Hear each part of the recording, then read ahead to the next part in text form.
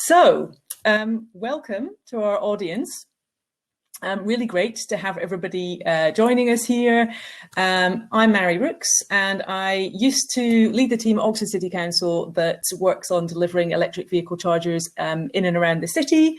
And today I'm here as a supporter of Park and Charge Oxfordshire, and specifically to help field your questions and facilitate the discussion with our panel from the project partners.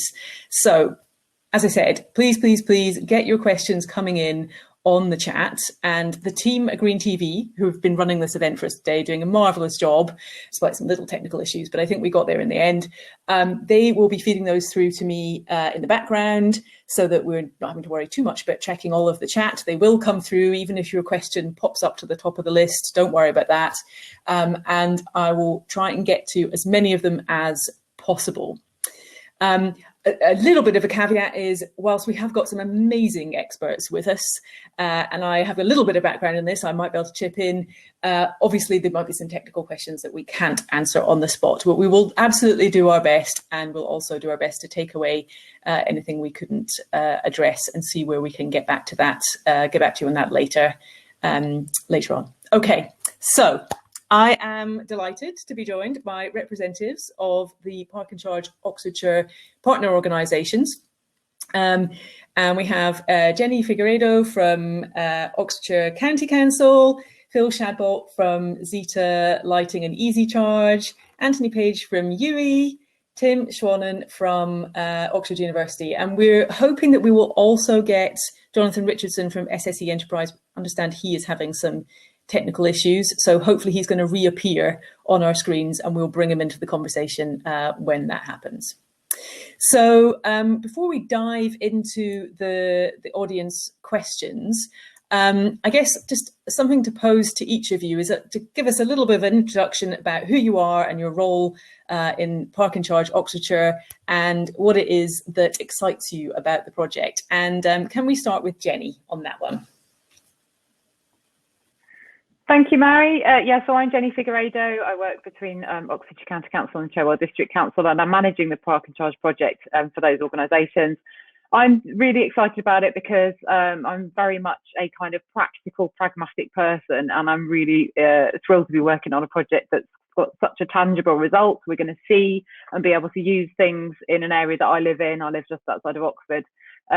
So yeah, I'm going to be involved in making something happen that's really exciting just down the road for myself. So happy days.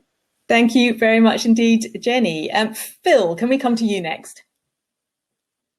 Hi, I'm Phil Shadbolt. I'm running Easy Charge. We'll be installing and operating these chargers for the Park and Charge project. And I'm really excited to see how this project's going to take off and how many people will actually use the chargers and get benefit from the chargers, and also really interested to see how quickly the uptake of electric vehicles is actually going to happen in Oxfordshire. Brilliant. Thank you, Phil. Tim, you were next on my screen. Thank you, Mary, and hello, everyone. I'm Tim Schwanen. I'm Professor of Transport Studies at the University of Oxford, and we are responsible for monitoring and evaluation in the project, and I am excited about the project because of the concept that is being trialed and because of the grouping of chargers in parking facilities at destinations, which I think is something that we really need in Oxfordshire, and it's just a great addition to the charging infrastructure we already have. Brilliant. Thank you, Tim. And last but absolutely not least, Anthony. Hi there, everyone. My name's Anthony Page. I'm the Managing Director of UI UK, and we provide the digital bit of the project. So sadly, it's the bit I can't haul out of a bag and show you, because most of what we do is make the Phil's charge point talk to the energy provider, which is SSE, and enable you to get a charge. That's a lot of what we do. The thing that you can see that we do as well, though, is we're building the app that allows residents to make a booking for an overnight charge. And I'm really excited because I drive an electric vehicle and I have to park on the street and I cannot run a cable across the footpath, and don't really want to, because I just have visions of somebody tripping and all of that stuff.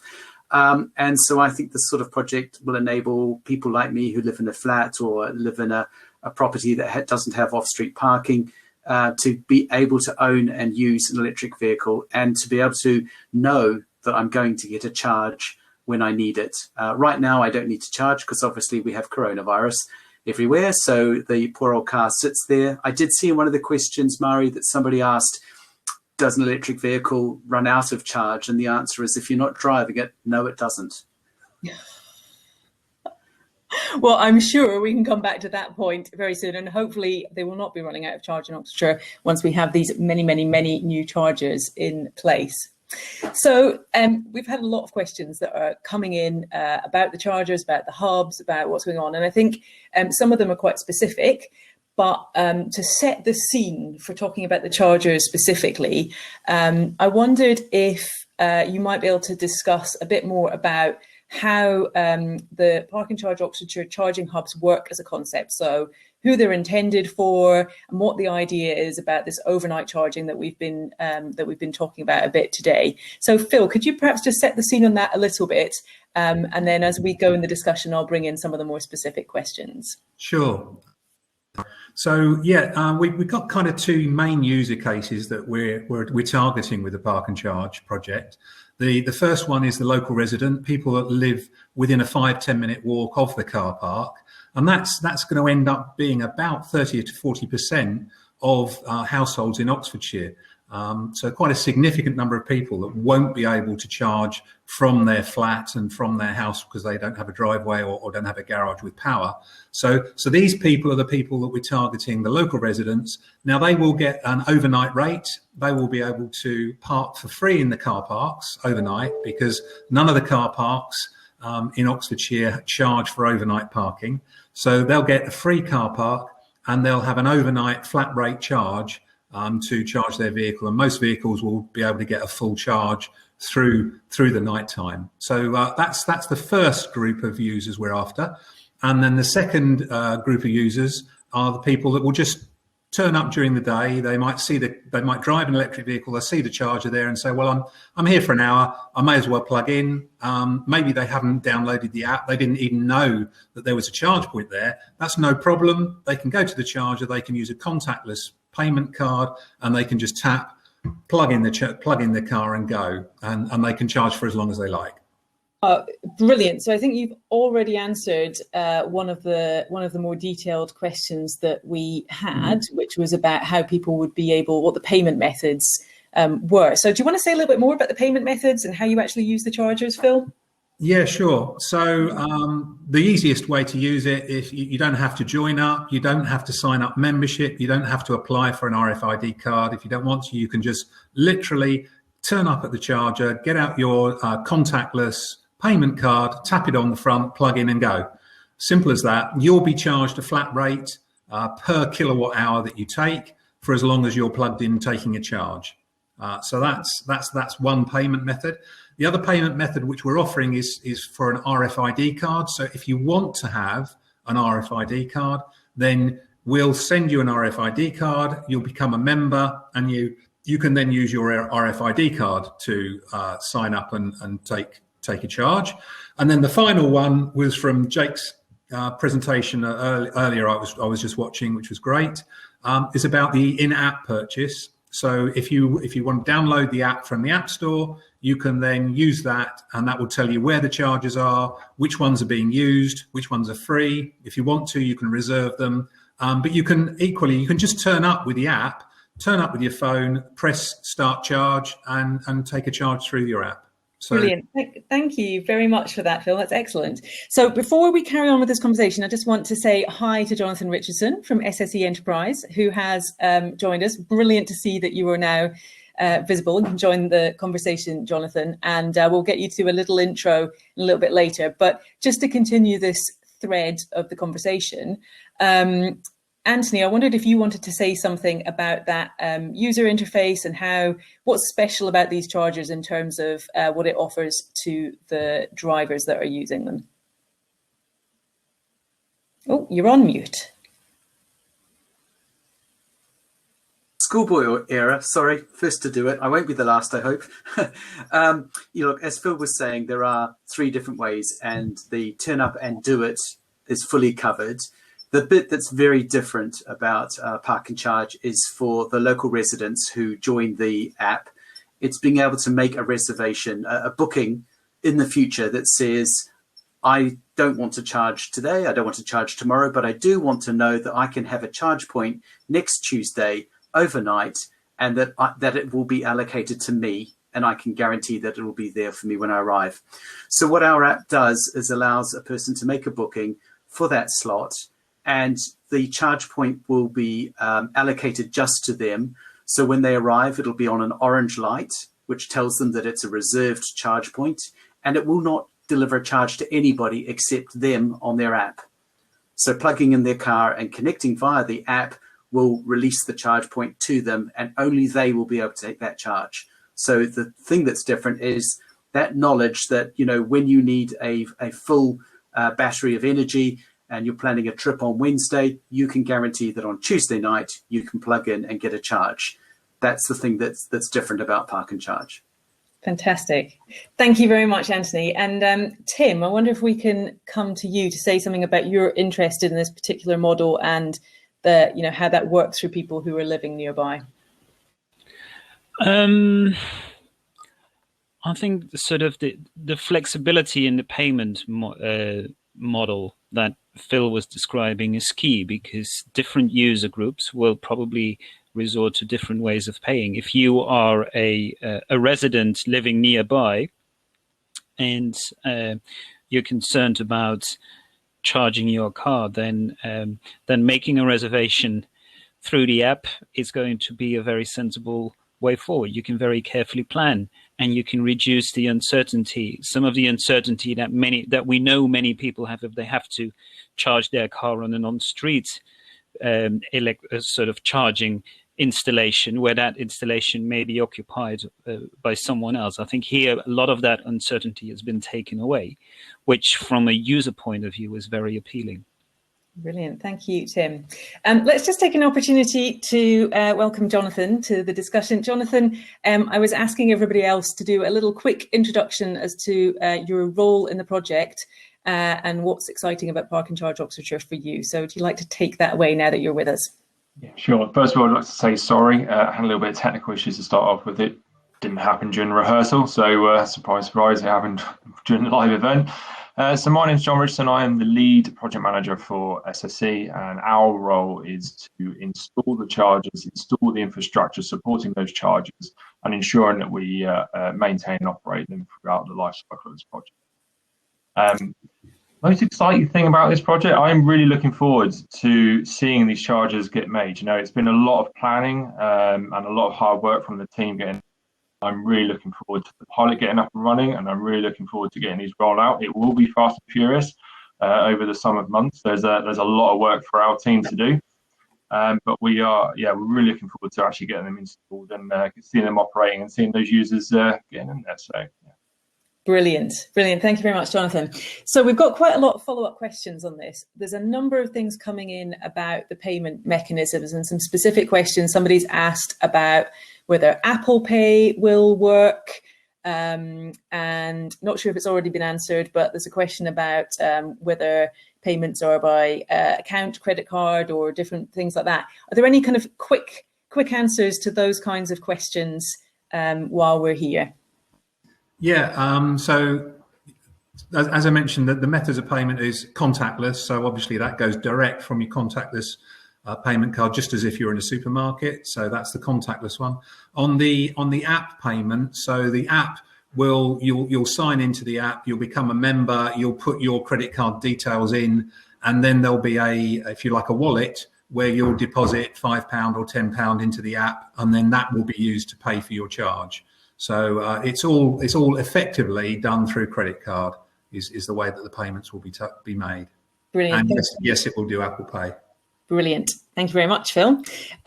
So there's also another theme in some of the questions that we have had in, which is about one's about reliability. So we had a few comments in the chat earlier in the day about some of the chargers not working and some issues, especially during COVID, it seems. So clearly that's something that that our audience are interested in. And then the second thing that's coming up is about, which is sort of related, which is about access. And so what happens if someone's staying in the space too long, or someone who's not got an EV has parked their car in that space. So I wonder if we could have some thoughts on those things. Jenny's definitely got something to come in. So let's start with Jenny. Just dying to hear my own voice. No, so the one, I can see the comments coming inside about access and people blocking these spaces. So essentially these new bays are going to be designated as EV charging only bays. So you will only be able to park in those spaces if you're an EV and actually if you're charging up. So what that means is we're actually changing what are called the car parking orders in these car parks. So there'll be an enforcement route for the district councils who own those car parks, much in the same way as if a non-blue badge vehicle parks in a disabled bay. So there'll be wardens on hand doing regular sweeps around these car parks. And if you are not an EV or you're not charging one of those bays, you can be fined and you can be moved along. No, we can't physically move the cars, somebody's put in the chat, but we can do everything we can to try and discourage that. And there'll be great big notices telling people about the use of these bays and what might happen if you misuse them. So we've done everything we can to make sure that that's what's called ICE blocking, internal combustion engine car blocking, won't be a problem. Mari, can I just add a bit to that? The other thing is, yes, we can't physically move the car, but we can do something a little bit cleverer. We can move your charge point. So if you've been allocated a charge point on a booking and it's blocked, we'll know it's blocked because the cable should still be attached to the vehicle that isn't charging, but says it is. We will know that. We'll allocate you a different charge point and one that we know that's empty. So you'll be told of that. As you arrive at the car park, you'll be reallocated an empty charge point to do your booking. And so it won't matter. We won't need to move that physical car. But of course, as Jenny said, we will be, hopefully the warden will be there with a ticket book expressing your displeasure and our displeasure that somebody has decided that a charge point is actually a car park. Thank you, Anthony. I've got two things I want to follow up on here. One, Anthony, while we're with you, somebody has asked, what happens if you rock up an hour before somebody else has booked the spot? Will you be able to use it? How will you know the availability of the charger? It will have an orange light on it saying that this is allocated for a reservation and it won't give you a charge. So we actually have a buffer period of time on the charge point to stop that from happening. Okay, cool. And does it, if you're there a lot earlier, will it tell you how long you've got? Yes.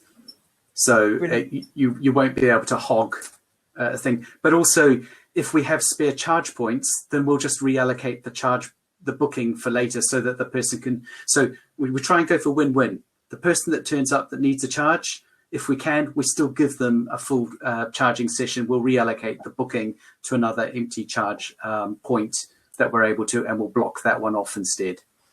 Fantastic. And the other point that we touched on, Jenny, when you were talking was about blue badge spaces. And so there's a question about whether any of the charging points are allocated to blue badge spaces. Yes, I saw a question come in about that, and I'm glad that's come up because I'm sure lots of people want to know. So at the moment, we're not going to be allocating a specific blue badge only and bay, because as you can imagine, at the moment that would limit the use of that particular bay to quite a small demographic. However, we want to make sure that the park and charge scheme is as accessible as possible to as many people as possible.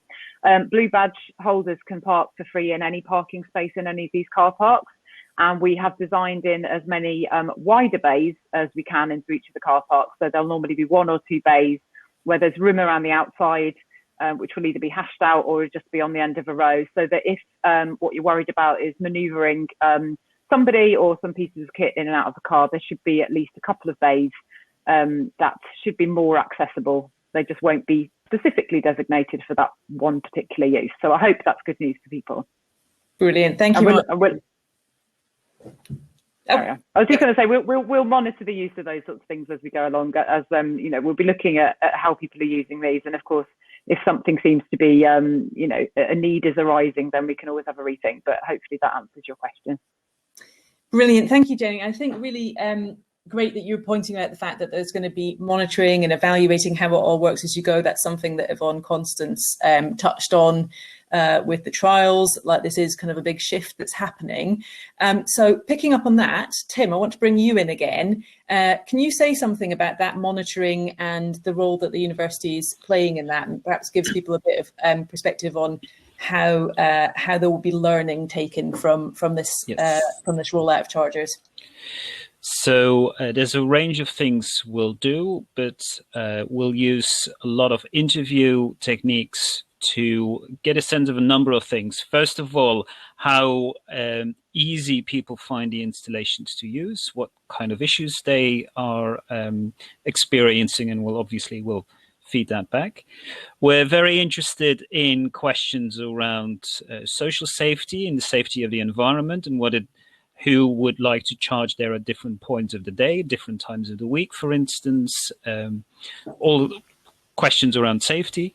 And also questions around how people's everyday routines, everyday activities change because of the charging and because of the need to charge, and fitting this charging episode into your daily, weekly schedule, with the hope that we can take some of that in board in the way the service is provided. And what we will do, we will gather the our data, analyze it, and then feed it back to the consortium in the hope to create this learning process.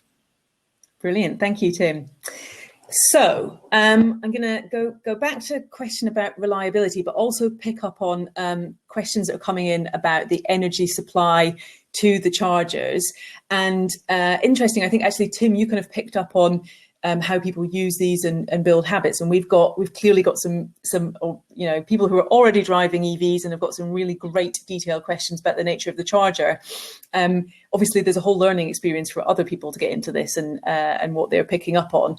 But one of the interesting points that I can see is that we've got Andy is saying that he only charges at points that are 100% renewable. Obviously, that's your complete zero emissions perspective in the operation of the car. So that's understandable. So I think, Jonathan, can we bring you in? And I wonder if you want to say something about kind of keeping these chargers switched on and the reliability and the maintenance and the infrastructure side of things, but also perhaps touch on that electricity supply side as well. Yeah, absolutely. So in terms of keeping the chargers on, there's two parts to it. Obviously, you have the charger itself, which is Zeta's bag. They are the experts behind the charger. They're the ones that understand what state that charger's in. If there's any issues, I understand it communicates back to Zeta. If there's any problems there, which can alert operative to get it fixed. The other part of the project is that we have the supporting infrastructure, which is what SSE is looking after. So it's the cables from the main DNO network, the distribution network operator, to get the electricity to the chargers. We're essentially looking after the cables in between. And we have a pretty sophisticated kiosk that has some decent earthing technology. I won't go into explaining because it's very technical, but what it does do is we do have an element of extra reliability, as well as having a robust O&M service level to ensure that we are maintaining operating infrastructure to a decent level. And also we have the ability to react reasonably quickly to any faults on the network. And SSE has just gone through a procurement exercise with our contractors to ensure that we have people on standby that can respond at a reasonable time. So hopefully that answers that question. I think if you want to go into some detail around the charger, that is definitely Phil's bag. He's the guy who knows the technology around it. So you want to carry on with that one, Phil, or should you answer the question around energy first? Do you want to answer the question on energy, and then we'll head over to Phil and he can chip in on both of those? The energy is actually a really good question, and there is a lot of extra complication that actually I've learned on this project as well. This is a commercial project, so there's commercial entities. There's what you call a commercial connection. So there are other charges that you wouldn't normally have from home, for example. So currently the contract for the pilot car park is part renewable energy. However, we are looking for the rest of the rollout, other energy providers. and other energy contracts that use fully 100% renewable energy, so that we can hopefully give you the reassurance. But is a strict balance between delivering what you guys want in terms of renewable, but also making sure that we can drive prices down. So it's finding and researching the right energy companies in the right areas, so that we can get that price nice and low for you guys, but also to try and give you that 100%. So we haven't got it on a pilot. The pilot is a short-term application in terms of the energy, but it's something that we're looking to implement in the very, very near future. So by the time hopefully we get to the full rollout, we would hopefully get to the 100% renewable. Brilliant. That hopefully gives some reassurance to the development of that. Phil, did you want to pick up on the charger technology in terms of reliability and being available to users from your perspective? Sure. So we spent a lot of time on the design stage of our charger, making sure that the thing's going to be reliable. So there's loads of things built in. So for example, we measure the dew point inside the cabinet. That's the point at which any moisture might form, and we have a temperature controller inside our cabinet to make sure there's no moisture internally. So that will make sure we'll get a good longevity from the componentry. The componentry itself is top of the range, top spec Schneider equipment, which is widely known as the top spec equipment inside. So we're using very, very high quality. And then on top of that, we monitor absolutely every single component inside this charger. So if there is an issue, the moment there's an issue with a component, say a contactor for some reason has not switched, we'll know about that within seconds here at Zeta, and then we will send somebody out and we will rectify that immediately. So it's all about trying to offer a really good service, a service that people can trust, that can be relied on, because you may need that extra mile of charge out of your car whilst you're parking there.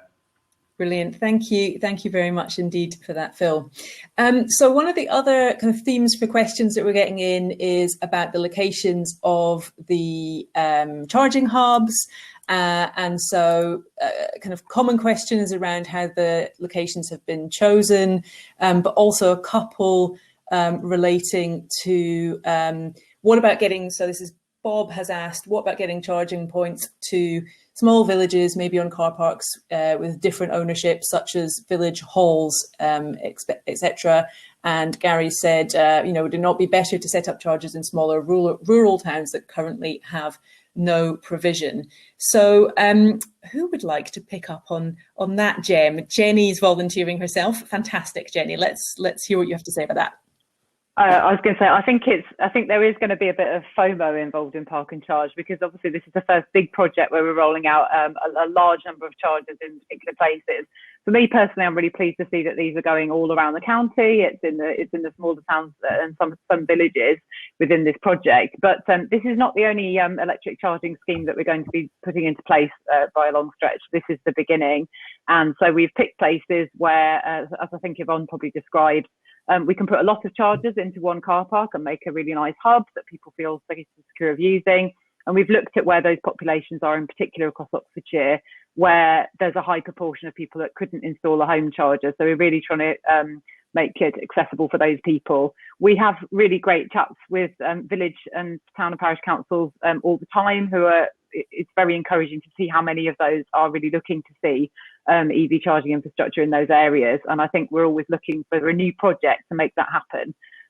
Yvonne touched very briefly in her fantastic talk earlier about the new Oxfordshire EV infrastructure strategy, and that outlines, an ambition to put a lot more charging across all of the areas of the county, in car parks and on streets, and also a mix of solutions, because that's what it's going to take to get everyone driving electric, is a mix. Brilliant. Thank you very much indeed, Jenny. Now, I noticed that our standard time has just run out. We think the system is going to carry on a little bit longer, but it's my job to, unfortunately, therefore, wrap up, as that's all we've got time for. But massive, massive thank you to all our experts. Massive, massive thank you to our audience for all of the questions. And I think we will keep a track of all the ones we didn't get to and try and feed them into the rest of the communications programme. So thank you very much indeed to everybody, and I hope you all have a lovely rest of the evening. Thank you.